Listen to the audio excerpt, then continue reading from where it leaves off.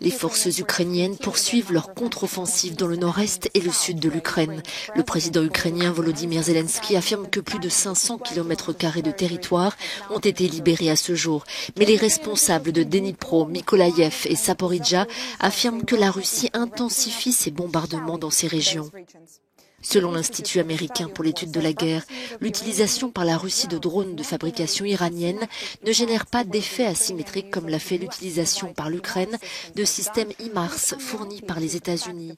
Et il est peu probable qu'elle affecte de manière significative le cours de la guerre. Le think tank explique que les forces russes ne semblent pas concentrer ces drones sur des nœuds asymétriques à proximité du champ de bataille.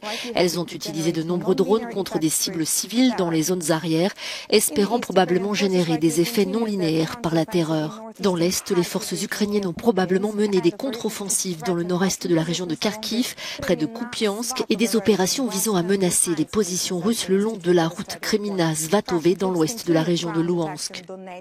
Les troupes russes ont poursuivi leurs attaques au sol dans la région de Donetsk qui ont probablement réalisé des gains autour de Bakhmout. Les dirigeants de la République autoproclamée populaire de Donetsk affirment avoir capturé 3 camps des forces ukrainiennes près de Bakhmout. Dans le sud, les troupes russes établissent probablement des positions défensives dans la région du Haut-Kherson suite à l'effondrement de la ligne russe dans le nord-est de Kherson.